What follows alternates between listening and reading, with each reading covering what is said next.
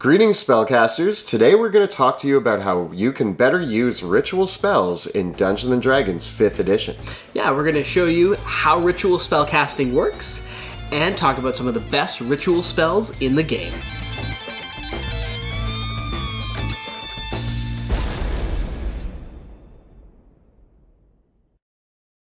Greetings, adventurers! My name is Monty Martin. And I'm Kelly McLaughlin. And we are the Dungeon Dudes. On today's episode, we're going to be taking an in-depth look at ritual spells and ritual spell casting in Dungeons & Dragons 5th edition.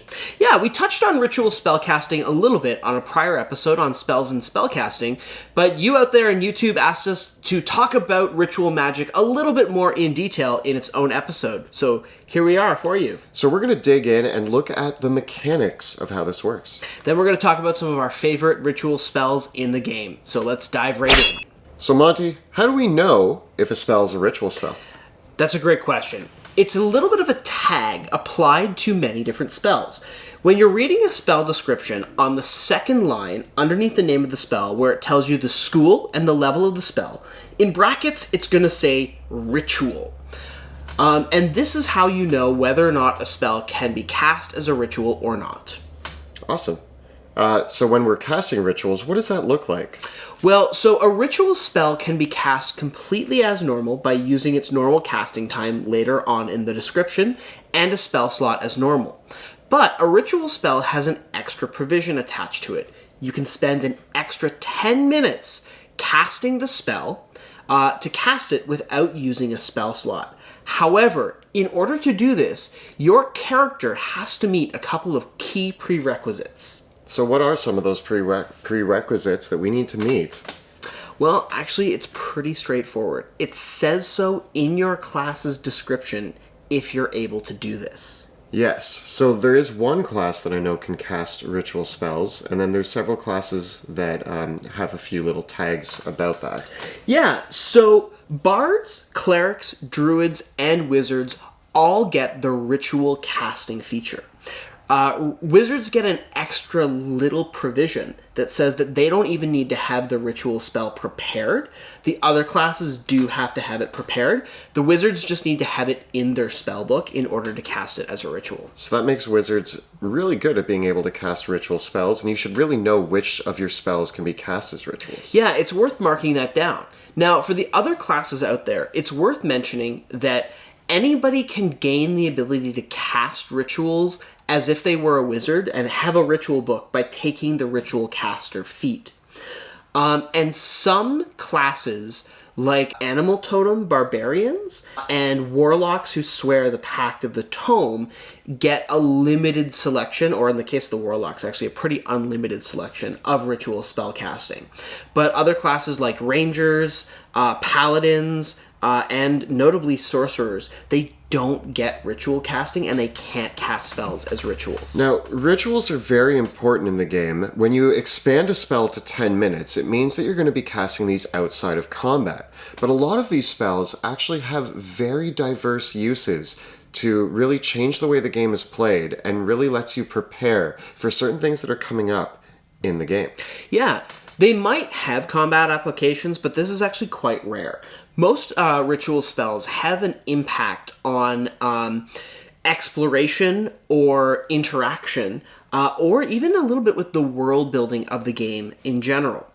I know that one of the most basic ritual spells, which is Alarm, is kind of handy. I've seen a lot of people use something like that when they are setting up a camp. Yeah, it just helps you protect your campsite and sets off a ringing bell if someone intrudes on it. Other spells like Floating Disc help you transport treasure out of the dungeon, or even things like Detect Magic, which is a ritual that I think everybody should bring, will tell you lots of information about the world. Like, if that hallway has a magical aura radiating down it, you might want to watch out, right? And, or if that sword is magical. Yeah, and Detect Magic is one of those spells that I don't like using a spell slot to cast it because there are much more important things, but it is such an important spell that having it as a ritual means that I get to spend that 10 minutes. If I have time to investigate, then I have time to do that. Yeah. Now, I will make a note for DMs.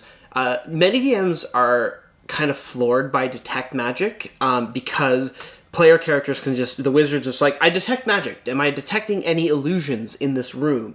Am I detecting any magical auras that might indicate a trap? I want to let DMs know that there's a spell called Nistel's Magic Aura, which will mask a spell from detect magic.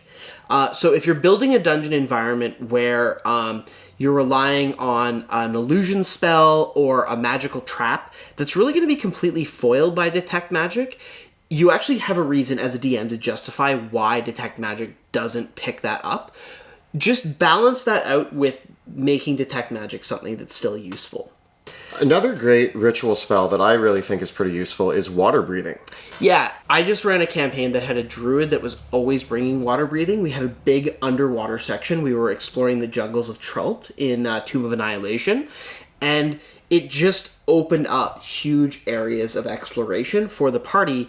At one point, they hid from an ambush by swimming underneath a lake with water breathing and waiting for an hour for the yuan ti to walk past them. So if you want creative solutions to problems, ritual spells can really be useful. Even something as innocuous as water breathing, right? Another really useful spell for protecting your party is going to be something like Leomund's Tiny Hut, which creates a magical barrier that up to 9 people can get inside, and it will protect them from 8 hours. This is only a 3rd level spell, so once your character gets to about 5th level, you can use Leomund's Tiny Hut to protect your campsite even better than the alarm spell. There's also one for Feinsteed, or is it? Phantom Steed. Phantom Steed. Yeah. Phantom Steed's a really cool one. It only lasts an hour, but that horse is fast. Like, I think that with Phantom Steed, you can get 10 miles or something with it. So using the Phantom Steed and casting it and, like, rocketing forward is a great way if you'd have to send an emergency messenger to warn a town of attack or something like that. Any other favorite ritual spells? I think one that I'd be really remiss not to mention would be Rary's Telepathic Bond. Right? Yeah. I'm someone that increasingly, like, I like to remind my players, hey guys, you guys are doing a lot of strategizing in the middle of combat. How are you communicating all this thing? Like, when you interrupt the other person, be like, hey rogue, sneak around to the back, or hey cleric, use a healing spell. Your enemies probably heard you say that. And Rary's Telepathic Bond is a great way to justify that kind of behavior in-game, but it's also a really good way if you need to split the party, which you should never do anyways. But it can be fun. But you also might die. You also might die.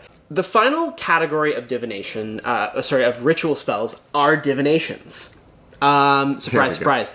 And there's only a couple of these that work as true rituals, and that includes things like the divination spell, augury, contact other plane, and commune with nature, and commune themselves. These are spells that actually kind of work like a magic 8-ball that actually works, and they allow you as a player to ask an extraplanar entity a couple questions, possibly about the future or possibly about current events. Does commune with nature, is that the one that our druid used to talk to the trees? Yes, it is. Now, there's a few ones to know that, like, the speak with animals and speak with plants, those ones aren't actually rituals. Yeah, there's one that is and one that isn't. Yeah. The thing that I think it's really important to mention, though, before we wrap up on rituals in general, is all the spells which seem like they might be rituals but aren't. So all of these spells that we talked about, like water breathing, tiny hut, telepathic bond, and detect magic, when you cast these spells as rituals, you don't have to use a spell slot, but they take 10 minutes to cast. Yeah. That said, in Dungeons & Dragons, there's still a whole bunch of spells that take 10 minutes or longer to cast, but are not rituals. So if it doesn't say ritual in the spell description, it's not a ritual. Yeah, and I want to point out a few really important ones, because people that might have played 4th edition, where the ritual spellcasting mechanic was kind of introduced, might be used to certain effects that were rituals but now are not. This includes things like Teleportation Circle. Takes a minute to cast. Not a ritual. You need a spell slot for it. Sending. So sending a message to somebody. It takes a couple minutes to cast a sending spell, I think. But it's not a ritual. scrying. Not a ritual. Not a ritual. You got to use your actually magic. got to use your spell slots for that. There's a whole bunch of summoning spells, spells like Glyph of Warding and Magic Circle, or Guards and Wards. All those spells that like protect your base and stuff like that are bigger than Alarm and Leomund's Tiny Hut. These are not ritual spells. So all in all, it's really surprising. I think less than like 30 ritual spells exist in the game, right? So make sure that you recognize which ones are rituals and which ones are not. So that basically covers how ritual magic works and some of our favorite rituals to use. Me personally, I think every adventuring party needs at least one ritual caster. I think it's very important. Some of the spells are extremely handy to have and to be able to cast them without using a spell slot. So yeah, just be aware of what your abilities are and how many, like, what your ritual spells are. Yeah, if you have ideas for creative ways to use ritual magic, tell us about it in the comments. We love hearing your ideas. If you're looking for more on how to actually use spells more broadly, what the actual rules for spells and spell casting entail, check out our video about that right over here. If you want a really good accessory for memorizing and knowing your spells, we have the spellbook cards over here. Thank you so much for watching. Don't forget to subscribe, and we will see you next time in the dungeon.